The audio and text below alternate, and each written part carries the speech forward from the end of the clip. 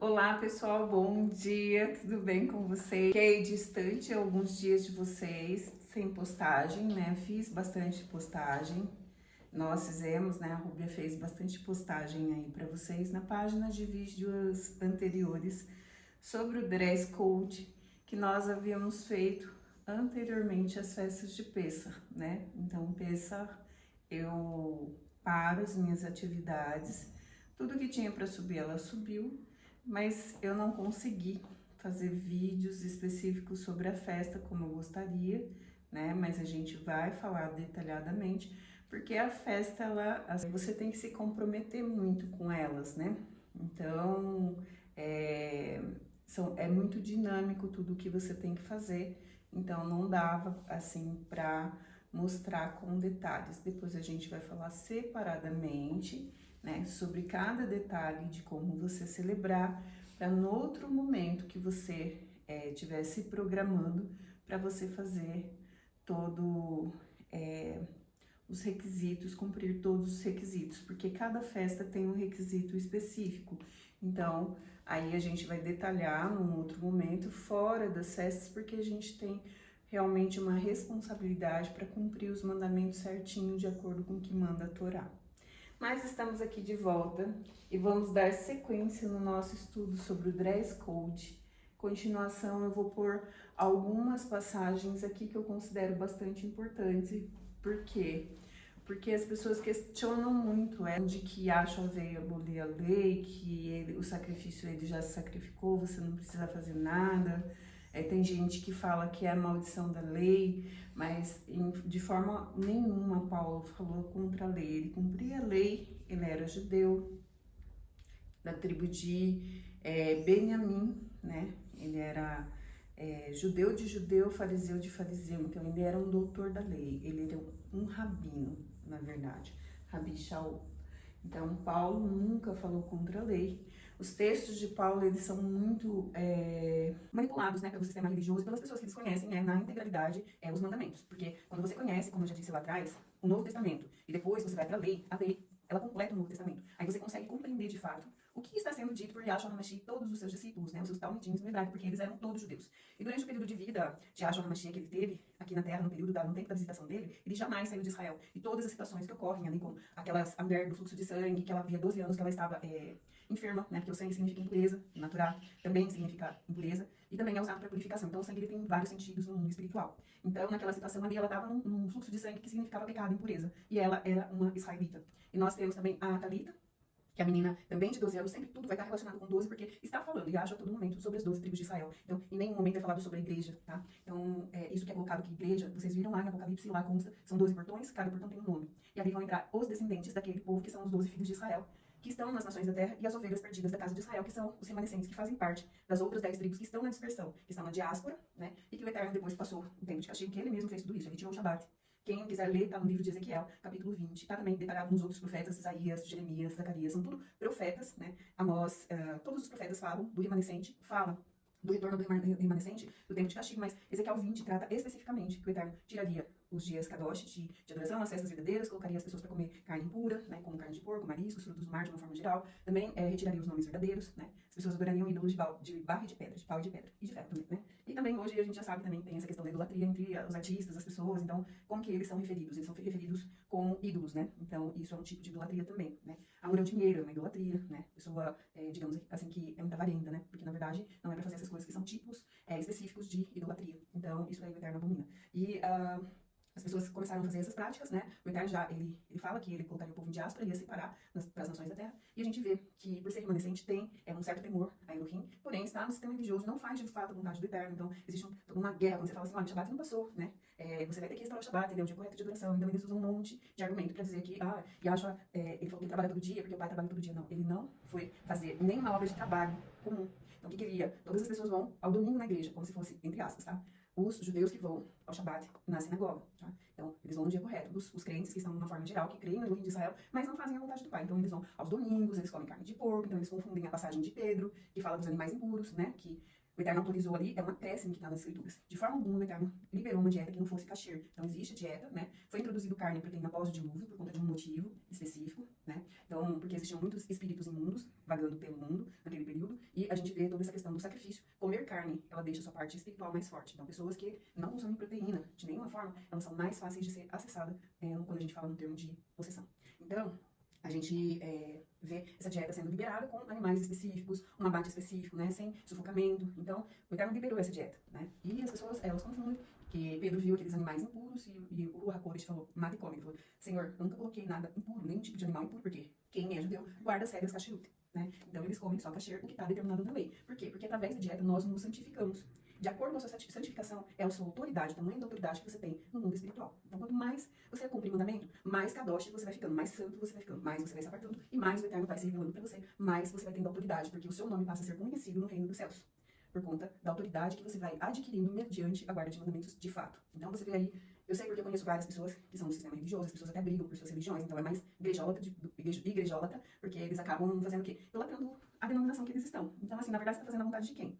Dos líderes da igreja ou a vontade do pai? Porque a vontade do pai não é o que está sendo ensinado. E hoje, com o despertar, que começou a partir antes de 2008, quem está na casa de Judá, né, quem faz parte de Judá e de Benjamim, parte de Levi, que estava em Israel, o Eterno já está tirando a venda. Muitos judeus ortodoxos já têm conhecimento que Yahshua é o Messias. Existe toda uma regra para o resgate do primogênito, e eles já estão fazendo, né, juntando o Shekel de acordo com a regra que o Eterno deu no tabernáculo. Então, a casa de Judá tem todos os oráculos, né, todos os segredos naturais estão com a casa de Judá. E existia uma questão do resgate do primogênito. Como eles não reconheceram Yahshua no tempo da visitação, como eu falei para vocês, se eles tivessem reconhecido Yahshua, porque quando fala assim, Yahshua veio para os seus, para o povo judeu. As pessoas acham que é os judeus, mas os judeus não receberam ele. Os judeus amavam, na sua maioria, Yahshua HaMashiach. Quando fala assim, ele veio para os seus, eles esperavam que o quê? Os farush, os fariseus, os tzadikins, né, o povo ali do Sanhedrin, que são os sacerdotes que a gente chama de Kohen, que é o nome verdadeiro, eles reconhecessem Yahshua. Porque Yahshua era lei, a palavra, não é verbo, tá? Verbo é uma coisa assim, tipo, né? Porque, na verdade, Yahshua é a palavra que se tornou carne, né? Então, e habitou no meio de nós, tá? Lá, quando você vê em Bereshit, era a palavra de Elohim no princípio, que é Yahshua HaMashiach, a palavra estava com Elohim Yahweh Tsebaot no princípio, e a palavra era Elohim Yahweh Tsebaot no princípio. Então, digamos assim, vamos falar para que você entenda. A palavra, ela era espírito, apesar de ela não ter ali a forma do corpo visível ainda, mas esse corpo já existia, porque Yahshua sempre existiu, até em corpo, porque ele é Elohim, né? Então, assim, quando fala assim, façamos a imagem e semelhança, já existia um protótipo, né? Essa estrutura, né? Tudo que a gente vê lá no Éden, em Bereshit, fala bem assim, que é em Gênesis, no princípio. Diz assim que a palavra de Elohim estava andando pelo jardim às 15 horas da tarde, após o pecado de Adão e Rava. E eles perceberam que a voz de Elohim, a palavra de Elohim, quem que é a palavra? Yahshua HaMashiach. Então são segredos que estão ocultados porque Yahshua é Elohim. Ele veio como cordeiro, então ele fez de todo o poder e autoridade dele, né? Ele deixou todo esse poder e autoridade, ele veio como cordeiro para ser sacrificado. Ele cumpriu toda a questão do sacrifício, toda a questão sacrificial, ele cumpriu no madeiro. Para a redenção dos nossos pecados, porque o sangue no mundo espiritual ele tem um poder de cancelar pecados, né? Um sangue puro, como Yahshua, ele era sem pecado, então esse sangue ele tem o poder de anular todo tipo de pecado e todo tipo de enfermidade também.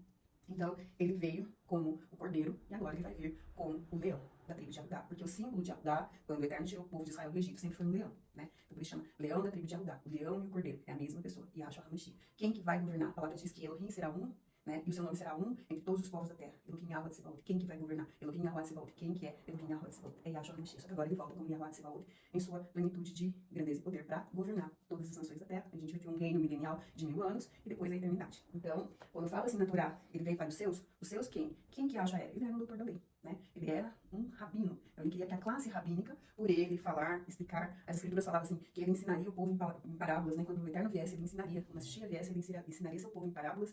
Então, a gente tem que saber a estação que a gente está, para que a gente não perca a volta de Yahshua HaMashiach. Porque o povo, naquele tempo, ele não compreendeu o tempo da visitação, porque na profecia falou que Yahshua iria visitar, né? Então, ele já veio várias vezes, que a gente vê lá na Torre de Babel, na destruição, ele chegou lá perto, ele estava vendo que eles estavam, qual era o objetivo deles, ele chegou e falou assim, o que vocês estão fazendo aí? Aí ele pega e ele confunde as línguas, né? Então, ali foram criados todos os outros idiomas, porque até então só se falava hebraico. Hebraico é a língua do reino. Então, o hebraico, o Eterno se revela pelo hebraico. Então, cada letra dentro do hebraico, ela tem muito significado. Então, por isso que ele escolheu o hebraico para ele se revelar. E voltando aqui para o 10 Code, nós vamos falar de Mateus 25, do versículo 1 ao versículo 13, é uma parábola de Yahshua HaMashiach. Ele fala como que vai ser também no final dos tempos, né? E fala das 10 virgens. E essa é uma parábola super conhecida dentro da igreja católica, dentro da igreja evangélica, né? Então, essas parábolas dizem o quê, né? Antes disso, eu vou voltar lá na história do Shabat, né? Então, quando Yahshua fala do Shabat, né, que É o dia que ele vai na sinagoga, é o dia que se tiver alguém doente na sinagoga, ele vai impor a mão, né? Ele vai curar. A questão assim de debulhar o milho, que todo mundo fala, porque os talmidins, que são os discípulos, estavam debulhando o milho.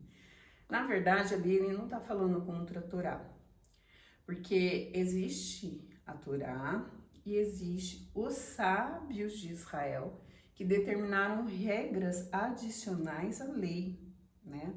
Então, tipo assim, você não pode fazer tal coisa, você não pode fazer tal coisa, e Yahshua repreende eles, porque eles estão ensinando regras que não contém na Torá. Porque, na verdade, se você não pudesse pegar, se você você fez um bolo gelado para o Shabat, né? É um exemplo. Aí você vai pegar esse bolo para você abrir. Se você rasgar o papel alumínio ali, ou se você abrir, então você está fazendo um trabalho. Não é assim. Se for assim, a pessoa tem que ficar lá numa UTI no Shabat e tomar tudo por sonda. Aí ela já começa antes do Shabat, ela fica na sonda lá, aí ela não vai fazer nada. Não é isso, porque as pessoas, os judeus que estavam à frente do Sanhedrin naquele tempo, eles criavam regras que não estavam dentro da Torá. Então, você abrir um alimento, você pegar o garfo, levar até a sua boca, isso não é um trabalho, né? O trabalho comum, que é o trabalho que você vai pela sua parnassá, que é pelo seu sustento. Esse é um tipo de trabalho. Se você tem um animal doméstico, ele caiu no buraco, você vai deixar ele morrer? Não, você vai ajudar, porque a Torá, ela é pró-vida, né? Então, se você tem um gatinho, se você tem um cachorro, se você tem um cavalo, ele caiu dentro de uma vala, e Yahshua falou assim, você tem que ir lá, porque é uma vida, um animal está em sofrimento. Então, aí você vai lá, resgata o animalzinho, depois você volta e continua guardando o Shabat. Então, ali você foi fazer uma ajuda, né? Assim como você curar uma pessoa enferma no Shabat, ele é lícito. Aliás, é um dos dias melhores para você fazer isso, para você fazer oração, imposição de mãos. Por quê? Porque as portas do Malhut Hashamayim, do reino dos céus, elas estão abertas no dia de Shabat. Então, nós temos aí, né, a ação plena do Eterno no dia dele, né, que é o sábado. Então, Yahshua fala das 10 virgens, né, em Mateus 25, versículo 13, e essa passagem aqui, ela chama muita atenção e ela está até em conexão com a questão, assim, do tempo da visitação, né, que o povo de Israel, ele não compreendeu a estação que estava e nem o tempo, né? Isso a gente vai falar das moedins também, que são as moedas, que são os tempos determinados das sagradas convocações. Mas a gente vai se deter agora nessa parábola que Yahshua fala que ele fala do casamento, que é a boda do cordeiro, que a gente sabe que é a boda do cordeiro que ele está falando aqui, e que tinha 10 virgens, né? 5 eram prudentes e 5 eram nécias. As prudentes, elas saíram com a lamparina, porque um casamento judaico nato, quem fica esperando o noivo é a noiva. O noivo que vai ao encontro da noiva, é o contrário aqui do Ocidente. Apesar de que hoje em Israel existem casamentos, né? Hoje a grande maioria é assim, né? O casamento, a noiva entra depois, mas o casamento judaico verdadeiro, o noivo é que vai ao encontro da noiva, é o contrário, né?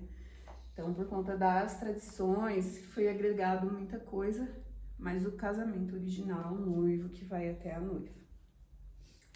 Então, Yahshua conta dessa passagem, ele fala que havia 10 noivas e aí naquele tempo não tinha energia elétrica, tá? Vou pôr aqui um E, que é energia elétrica.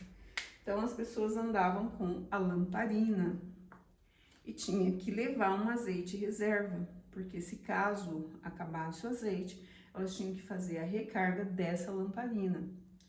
Então, o noivo tardando a chegar, elas dormem, elas adormecem.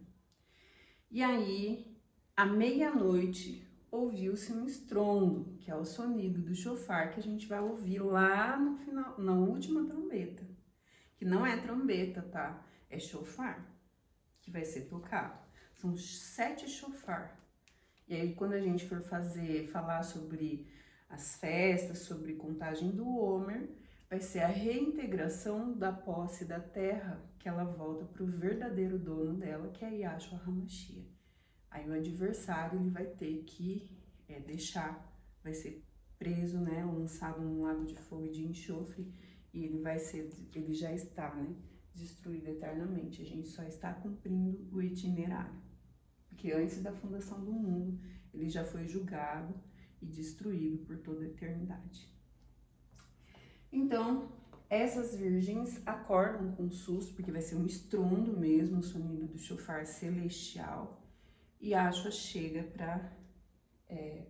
ele vai em encontro dessa noiva. E aí, as nécias, elas veem que o azeite que elas tinham já estava praticamente acabando. E elas não levaram reserva e elas pediram para quem? Para as prudentes, para dividir o azeite. Elas falaram assim que não dava para dividir, porque senão ia faltar para elas. E existe um segredo nessa passagem aqui de Mateus 25, do 1 ao 13. Tem gente que fala que é o Ruach HaKodesh. O azeite também está relacionado com o Ruach HaKodesh, que é o Espírito Santo. Mas nessa passagem aqui, o que acontece? Elas saem para elas comprarem azeite. E as outras que são prudentes, elas entram para a festa e a porta é fechada. E Yahshua fala a todo momento desse fechamento de porta. Nós vimos no último vídeo que Yahshua falou assim, que entrou todo mundo no casamento e tinha uma pessoa lá que era de Araque, né, um penetra. Então, a porta foi fechada. Ele volta para a mesa para a celebração desse casamento e ele vê que essa pessoa não tem a roupa adequada, que é o dress code, linho fino, limpo e resplandecente, que é guarda de mandamento. Então, toda vez que você vê essa veste especial, ela está relacionada com mandamento, guarda de mandamento. Então, à medida que você vai cumprindo o mandamento, espiritualmente você vai tendo essa veste trocada, para você estar adequada, para você entrar nesse casamento. Então, o que acontece?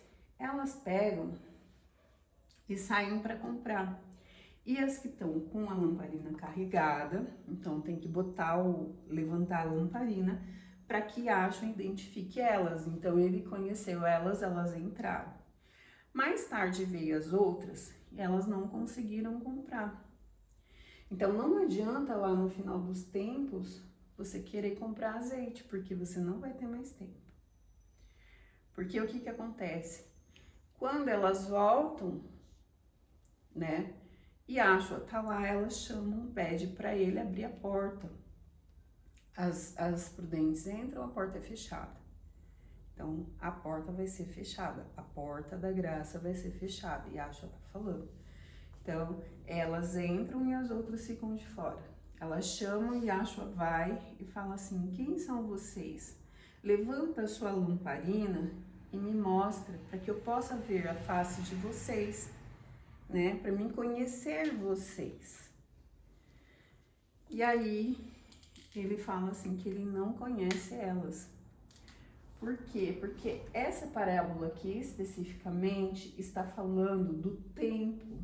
Vou pôr aqui um delta T, que é de física, eu estudei muita física, então é um tempo determinado que você se dedica para encher a sua lamparina da palavra do Eterno. Então, o tempo que você dedica para você aprender, você não tem como transferir para outra pessoa. Então, isso é um conhecimento, é um tempo de conhecimento que você não tem, é intransferível isso aqui, ainda mais em cima da hora.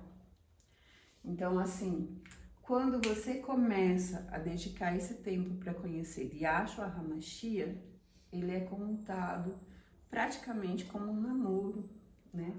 Um noivado, quando você ama uma pessoa, você quer saber dela, você quer saber detalhes dela, você quer saber como que ela gosta, o que ela não gosta, né?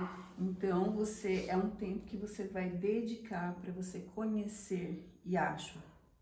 E aqui a palavra fala em várias passagens: lâmpada para os meus pés e luz para os meus caminhos é a sua palavra. Então, o que elas têm aqui? Uma lâmpada que está cheia de quê? De palavra. Então, se você não estiver dedicando esse tempo para conhecer a vontade do Eterno, a justiça dele, né, que são os mandamentos. Então, toda vez que ele fala em justiça, vontade dele, ele está falando de mandamento. Então, se você não tiver esse tempo para você compreender e você quebrar todas essas coisas erradas que você aprendeu, se você tem muitos ensinamentos do Novo Testamento, eu convido você a começar lá para o começo, porque eles colocaram como antigo, para você já pensar que está invalidado.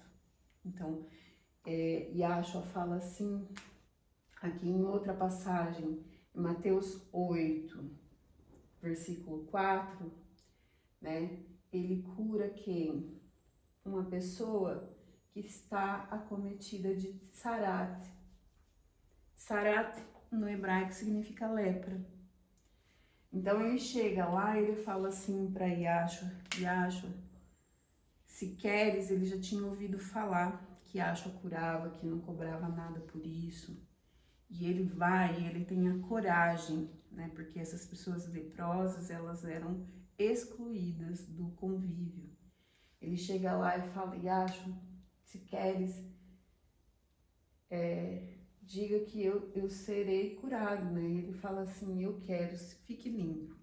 Na mesma hora ele é curado da lepra.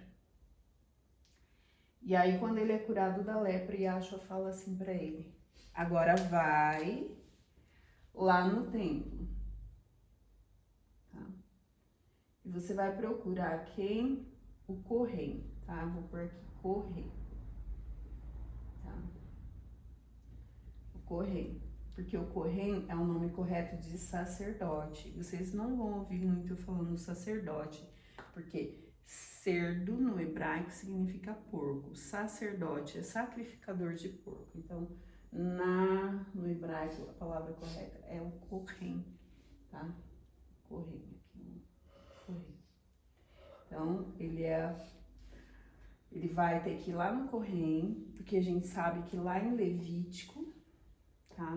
Tem uma paraxá que chama Metsorá, que é acometida por lepra, né?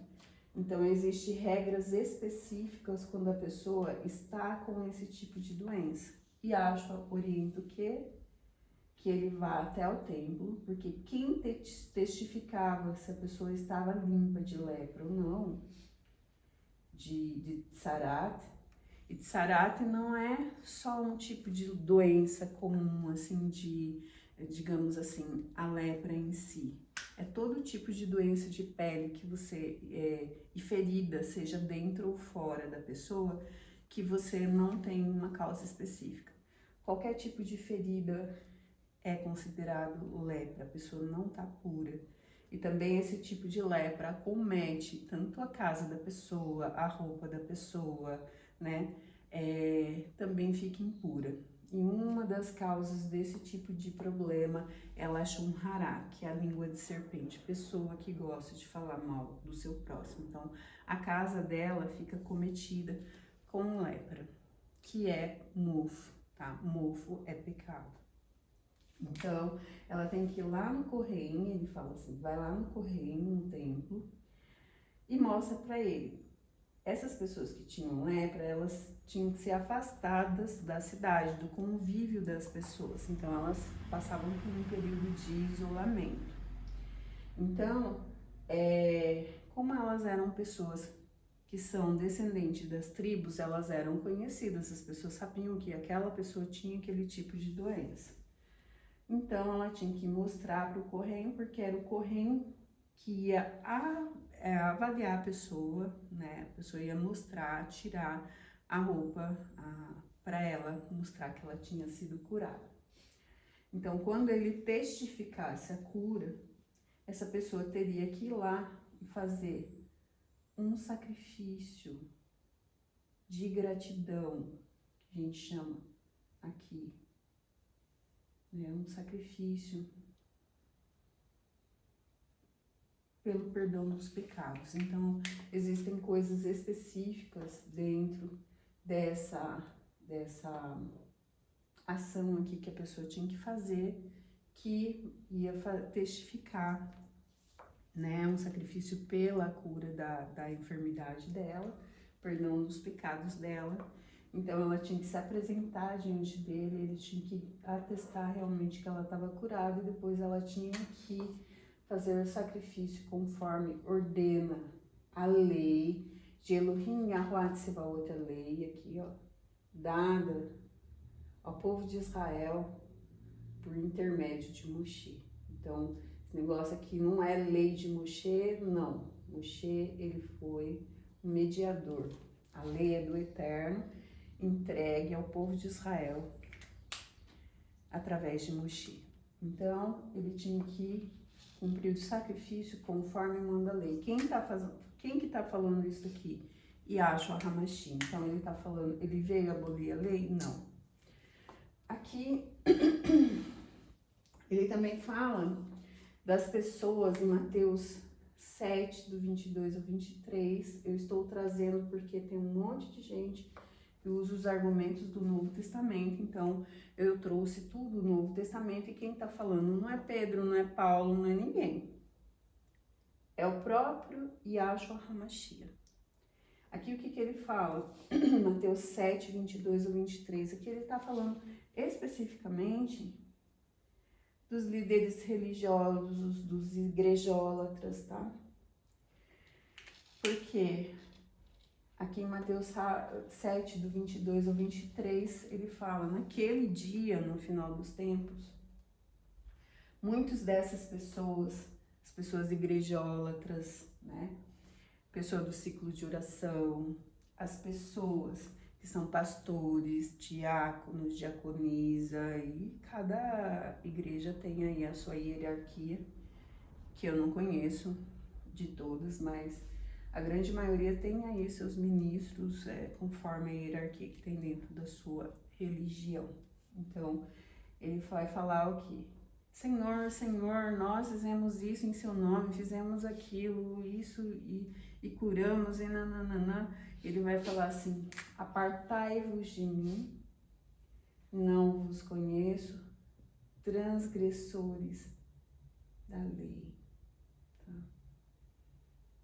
Da lei que todo mundo fala que foi abolida, que é o Antigo Testamento. Então, apartai-vos de mim, não vos conheço, transgressores da lei. Isso daqui foi traduzido de várias formas, mas no original é transgressores da lei, tá?